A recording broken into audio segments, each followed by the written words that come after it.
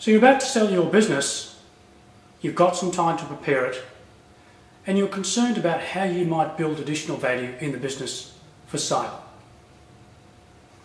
Traditionally, we've looked at value as being some multiple of earnings before interest and tax, EBIT. This convention of EBIT multiple is well established for valuing businesses. But what it does is it overlooks some basic assumptions. It makes the assumption that the business is a going concern. That basically you, the business owner, with the skills and capability and capacity and funding that you got in the business, with the product market position that you have in the business, that these will continue into the future. And it's on this basis that the assumption of the EBIT multiple has been established. But what if the future of the business can be changed? What if you can create new potential in the business or take the business in a different direction that creates new value? What we forget is that the value is in the eyes of the beholder. That's the buyer, not the seller. It's what the buyer is going to do with the business that determines value. It's not the interest that the bank paid last year on a deposit that's important. It's the interest that they're going to pay next year. It's always the future earnings that determine investment value, not the past. So the question you might ask yourself is, what can you do to change the future potential of the business so that in the eyes of the buyer, they see additional value? Now, this might be expanding the business, bringing on new distribution channels, adding new products, introducing new processes, undertaking an acquisition.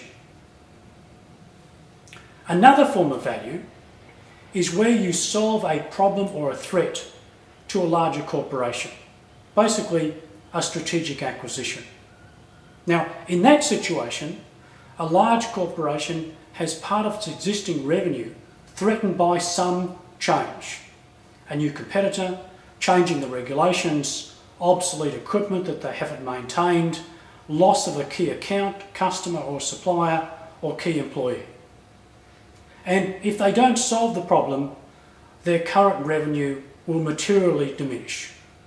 If you can solve that problem, you have strategic value for a larger corporation. An alternative form of strategic value is where you can create a large revenue opportunity for the buyer.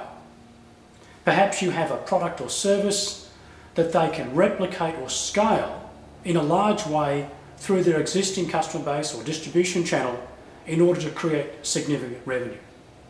In that particular case, the value is what they can do with the business, not what you've done with the business. So when we think about how do we create additional value in the business, we need to think about the buyer and what the buyer could do with the business, not what we could do with the business. In fact, in many cases, in small and medium firms, it's the capacity and capability of the owner that limits the potential of the business. Think about what a much more capable or well-funded buyer might do to the business. Can they double or treble the revenue and the profit? So if it's not their ability to increase net earnings, perhaps it's their ability to take an asset or capability you've got and put it into a much larger marketplace.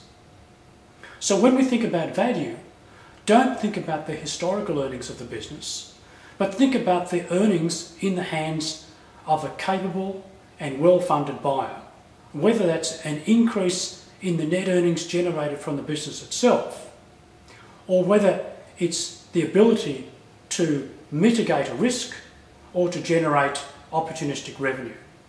That's really where future value of the business lies. And that's the part that you need to focus on when you prepare your business for sale.